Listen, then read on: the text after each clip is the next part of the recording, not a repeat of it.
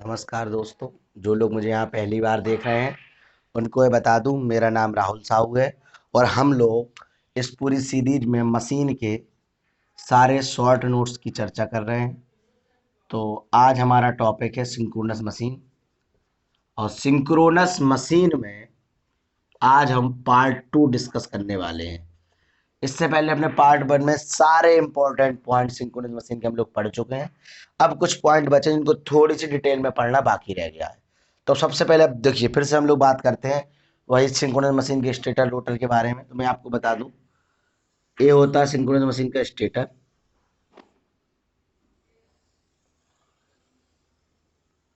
Synchronous machine का जो stator होता है, इसमें हम देते हैं 3 फेज सप्लाई। अब मैं आप लोगों को यहाँ से बताऊं कि याद करने का तरीका। ये हो गया स्टेटर।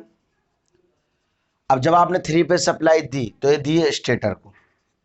तो स्टेटर में आपने दी एसी सप्लाई, ठीक है।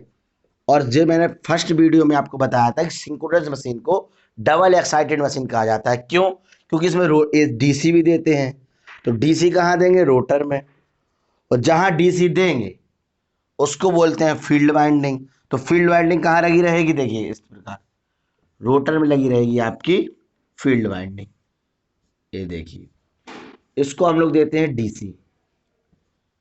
अब आप लोग समझिएगा, रोटर में डीसी दिया, स्टेटर में एसी दिया। स्टेटर में जब आपने एसी दी तो इसमें बनेगी रोटेट मैग्नेटिक फील्ड बनती हैं और वो एनएस स्पीड से घूमती हैं। समझिए, यहाँ पे फील्ड है RFM, रोटेट मैग्नेटिक फील्ड, ये एनएस स्पीड से घूम रही है। और स्टेटर में आपने की हुई है डिस्ट्रीब्यूटेड वाइंडिंग। ये भी क्वेश्चन आता है, स्टेटर में कौन सी वाइंडिंग करते हैं? Star connected distributed binding. देखिए, और ये मैं आपको डीसी मशीन में बता चुका हूं कि जब कभी किसी पॉइंट से, किसी वायर से करंट जाती है, जैसे जब यदि आप ये वायर है, इससे करंट जा रही है तो उसको क्रॉस से रिप्रेजेंट करेंगे। और जब इस वायर से करंट आ रही है तो उसको डॉट से रिप्रेजेंट करेंगे। तो इसी प्रकार है, यहां से करंट गई, यहां से आई, यहां से गई, यहां से आई, यहां से गई, यहां से आई। अब समझिएगा, स्टेटर में 3 बजे से सप्लाई दिया, रोटेट मैग्नेटिक फील्ड बनी, वो एनएस स्पीड से घूम रही है। अब रोटर की बात करते हैं। रोटर में हम लोग देते हैं डीसी सप्लाई। डीसी सप्लाई देते हैं तो ये है यहाँ पे एन पोल बनाता है और यहाँ पे साउथ पोल बनाता है। और यदि ये यहाँ पे साउथ पोल बनाते हैं और ये नॉर्थ पोल बनाते हैं तो इनमें आपस में हो जाएगी मैग्नेटिक लॉकिंग। और जैसे ही नॉर्थ साउथ जुड़ेंगे तो जिस स्पीड से RFM घूम रहा है उसी स्पीड से रोटर घूमेगा। रोटर घूमेगा तो शाफ्ट घूमेगी, शाफ्ट घूमेगी तो मोटर घूमेगी। इस प्रकार मोटर आपकी सिंक्रोनस स्पीड पे चलती है। मैं आपको बता दूं, हम लोग यहाँ सिर्फ शॉर्ट पॉइंट पढ़ रहे हैं, डिटेल में नहीं पढ़ रहे हैं। अब दूसरा क्वेश्चन एक जो आता है वो आता है, हम लोग रोटर में डीसी क्यों देते हैं? रोटर में हम लोग डीसी क्यों देते हैं? इसका बड़ा सिंपल सा आपको बताऊं। यहाँ आपने प्लस दिया है, माइनस दिया। मान लो करंट ऐसे जा रही थी, यहाँ नॉर्थ पोल बना, यहाँ साउथ पोल बना, ठीक है, राइट हैंड रूल के माध्यम से। अब क्या है, यदि आपने रोटर में दिया एसी, अब देखिएगा मोटर की फ्रिक्वेंसी है 50 हर्ट्ज, सॉरी सप्लाई की फ्रिक्वेंसी 50 हर्ट्ज है। और जो सिंक्रोनस स्पीड घूम रही थी RFM, एनएस का फॉर्मूला फर्स्ट पार्ट में बता चुका हूं, होता है 120F/P।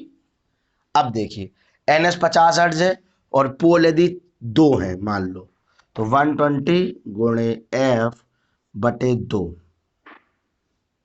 ये हो गया आपका 3000 RPM। अब 3000 RPM पे मोटर आपकी घूम रही है। क्या घूम रहा है? स्टेटर की मैग्नेटिक फील्ड। और आपने जब 50 हर्ट्ज की सप्लाई दी रोटर में, जो रोटर में आपने 50 हर्ट्ज की सप्लाई दी, अब देखिए राइट हैंड रूल आपने लगाया तो करंट जब जा रही थी तो यहाँ नॉर्थ बना। तो 1 सेकेंड में 50 बार करंट प्लस होगा और 50 बार करंट माइनस होगी। मतलब 25 बार यहाँ नॉर्थ बनेगा, 25 बार यहाँ साउथ बनेगा। उससे मैग्नेटिक लॉकिंग बहुत कठिन हो जाएगी। वो करता क्या है, जैसे ये चाहेगा मैग्नेटिक लॉकिंग हो तब तक साउथ आ जाएगा, फिर चाहेगा हो फिर नॉर्थ आ जाएगा। तो 1 सेकेंड में 25-25 बार घूमेंगे तो रोटर अपने मन से ऐसे ऐसे वाइब्रेट करता रहेगा। इसलिए हम लोग रोटर में क्या देते हैं? डीसी देते हैं। इसका चौथा क्वेश्चन आपका बनता है यहीं पे, सेल्फ स्टार्ट। क्या ये सिंक्रोनस मशीन सेल्फ स्टार्ट है? सिंक्रोनस मशीन सेल्फ स्टार्ट नहीं होती है। देखिए, सिंक्रोनस मशीन सेल्फ स्टार्ट नहीं होती है। मतलब यदि आपने सप्लाई मोटर रखी, आपने सप्लाई रखी, सप्लाई को मोटर से जोड़ा, आप सोचेंगे स्टार्ट हो जाएगी, नहीं होगी। क्यों? ये सेल्फ स्टार्ट नहीं होती। इसका पहला कारण यह है कि इसका स्टार्टिंग टॉर्क 0 होता है। अब इसमें क्या करते हैं हम लोग, जब टी स्टार्टिंग इसका 0 है, सेल्फ स्टार्ट नहीं है, अब देखिए इसको सेल्फ स्टार्ट बनाने के लिए क्या करना पड़ेगा। सेल्फ स्टार्ट बनाने के लिए इसके रोटर को किसी से घुमाना पड़ेगा। जब आप इसके रोटर को घुमाएंगे, क्यों? क्योंकि जो आरएफएम है ये 1500 आरपीएम में 3000 आरपीएम से घूम रहा है, तो इस रोटर को आपको घुमाना पड़ेगा। तो हम लोग क्या करते हैं, जो रोटर है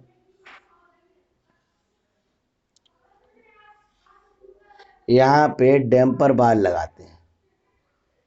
देखिए अब आप भूल जाइए स्क्वायर के इंडक्शन मोटर में भी यही करते हैं कि नहीं करते हैं।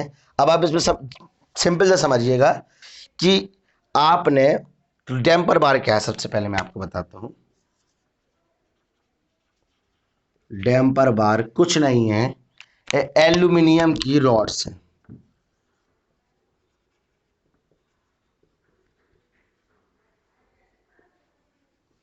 ठीक है, अब देखिए आपने यहाँ पे 4 या 5 मतलब जितने भी आपने यहाँ डैम्पर वायर लगाए उनको एंड रिंग से कनेक्ट कर दिया। अब देखिए यहाँ पर यदि बार लगे हैं और जो आरएफएम है वो एनएस स्पीड से घूम रहा है, तो कोई ना कोई फ्लक्स जो इसमें पास हो रहा था पहले, वो फ्लक्स कटेगा, फ्लक्स लिंकेज होगा।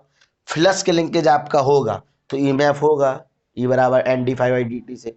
जब ईएमएफ होगा तो करंट होगी, और करंट होगी तो करंट लेंज ला के अकॉर्डिंग उसका विरोध करेगी जिसने उसको पैदा किया है। उसको पैदा करने वाली कौन है?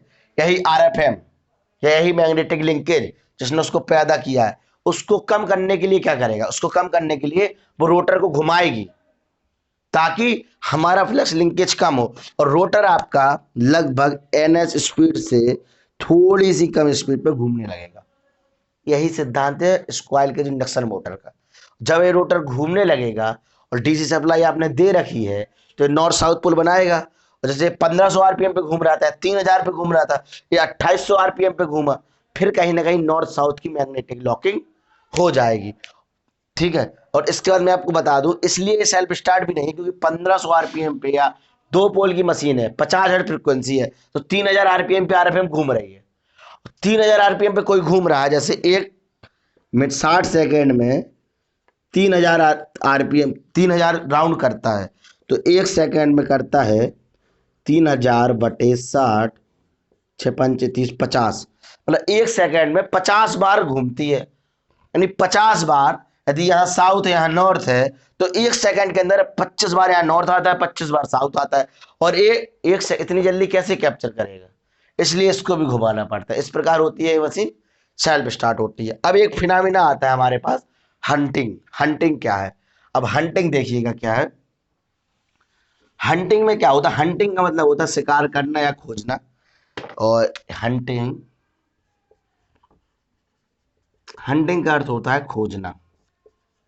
भाई कोई भी मोटर होगी या कोई भी मशीन होगी, जब आप उस पर लोड बढ़ाएंगे या कोई भी व्यक्ति उसका लोड आप बढ़ाएंगे तो उसकी एफिशिएंसी या उसकी स्पीड में कमी आएगी। तो जैसे ही आपने लोड बढ़ाया और सिंक्रोनस मोटर थी वो चल रही थी आपकी 1500 आरपीएम पे, यदि पी बराबर 4 था, एफ बराबर 50 था, और लोड आपने बढ़ाया, उसकी स्पीड कम हुई, उसकी स्पीड हो गई 1200 आरपीएम मान लीजिए, या आपने लोड उसका कर दिया कम, उसकी स्पीड थी 1500 और अब उसकी स्पीड हो गई 1700, 1800 मान लीजिए। अब उसमें क्या है कि जब इसने देखा कि हमारी स्पीड बढ़ गई या हमारी स्पीड कम हो गई, तो ये क्या करेगा, ये यही कोशिश करेगा कि नहीं, हमको डिजाइन किया गया था 1500 आरपीएम पे चलने के लिए, और चाहे लोड बढ़े या घटे हम 1500 आरपीएम पे चलेंगे।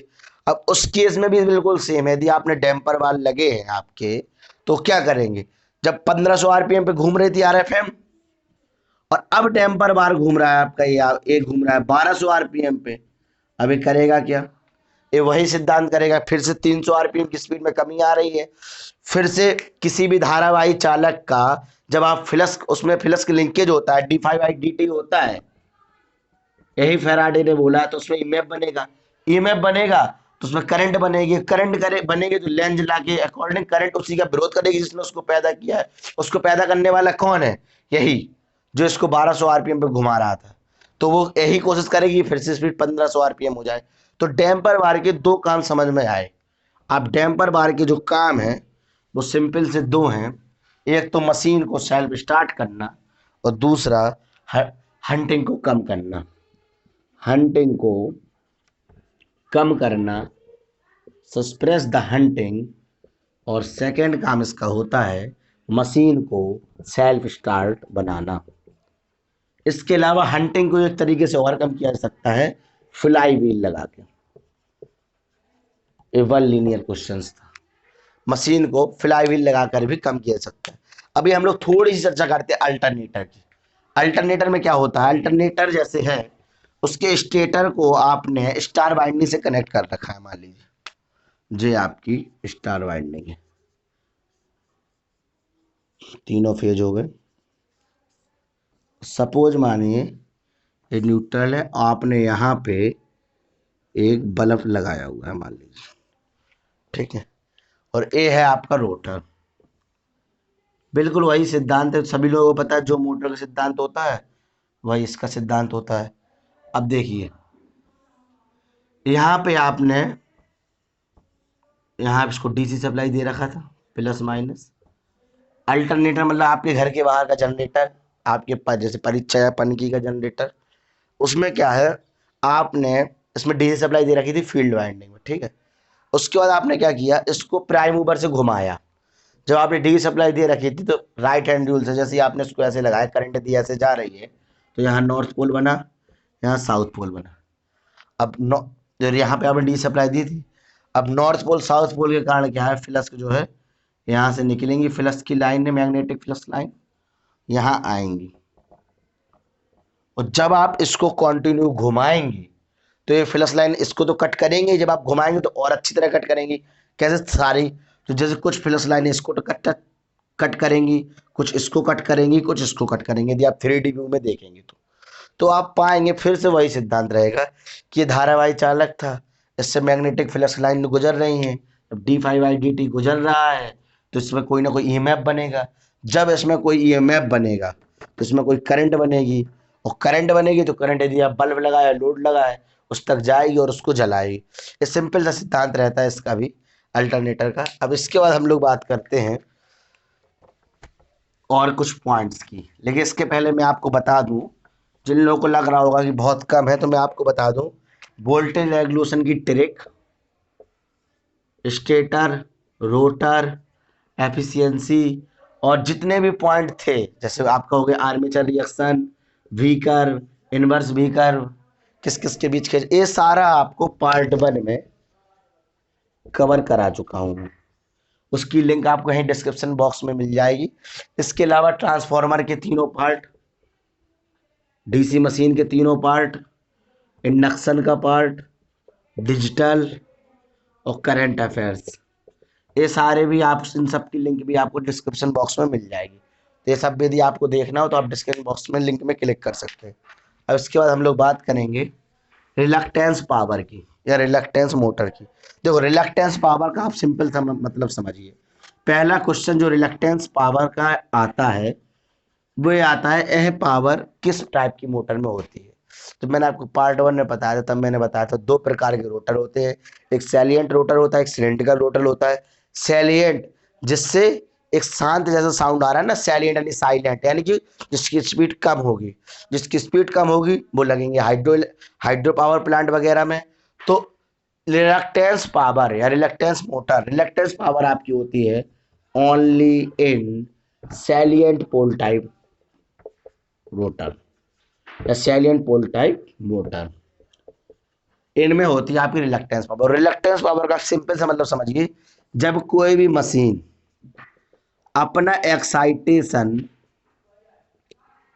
खो देती है, जब कोई भी मशीन अपने एक्साइटेशन खो देती है, उस तरह उसमें जितने भी पावर होती है उसको हम रिलक्टेंस पावर कहते हैं। और ठीक है, और इसके बाद हम लोग बात करते हैं रिलक्टेंस पावर के बाद जैसे दो अल्टरनेटर है, मान लीजिए एक क्वेश्चन बड़ा फेमस क्वेश्चन था कि दो अल्टरनेटर हैं, two alternator are coupled in one shaft,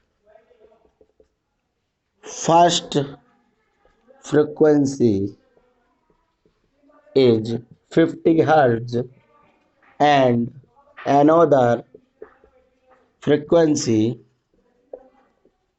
is 60 hertz. What the speed of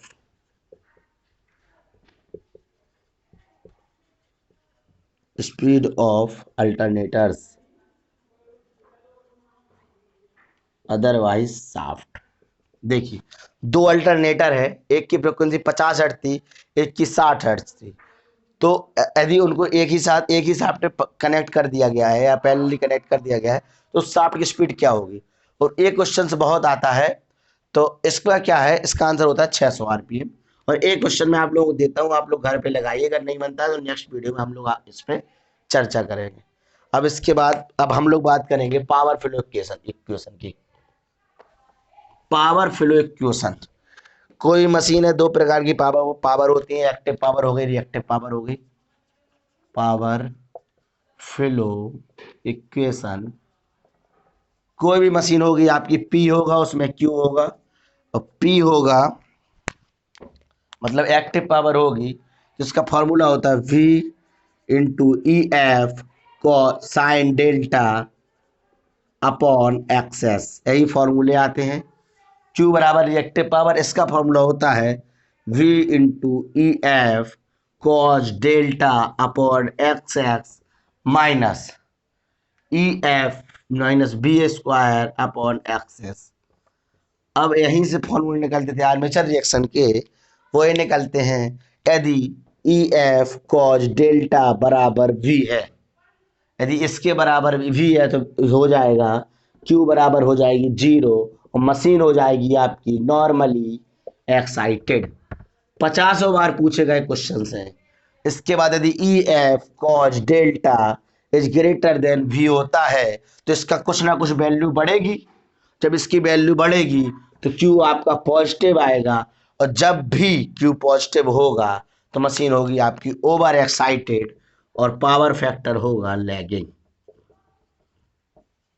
ये अल्टरनेटर की बात कर रहे हैं पावर इक्वेशन में, ठीक है। यदि का जब भी Q रिएक्टिव पावर का मान धनात्मक होगा तो मशीन आपकी हमेशा ओवर एक्साइटेड रहेगी। इसका जस्ट अपोज आपको करना है अपने मन से। यदि E F cos delta is less than V then Q is negative and machine is under excited, मतलब और power factor is leading type.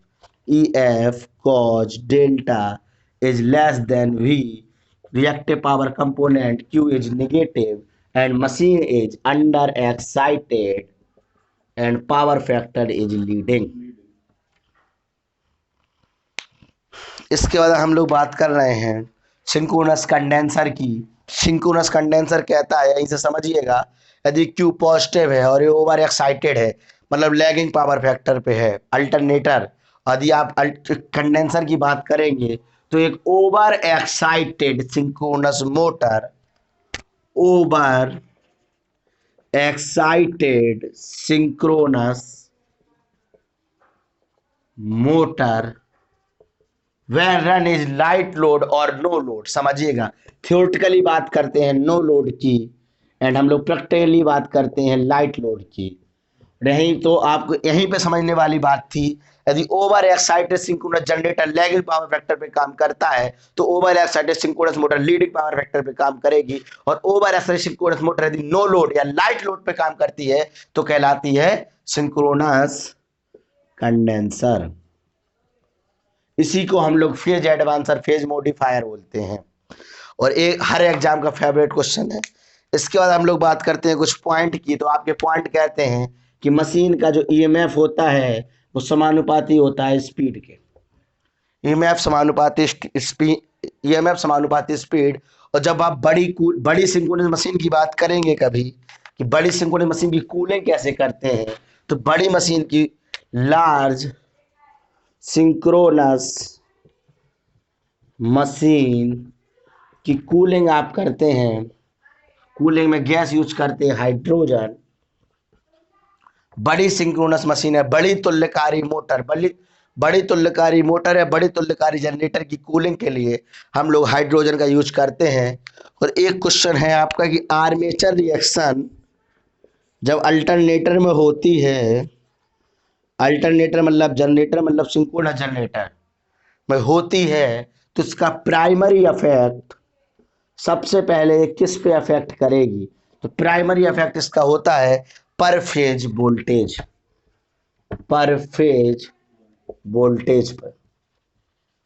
इसके अलावा रिलक्टेंस पावर आपकी मैक्सिमम होती है।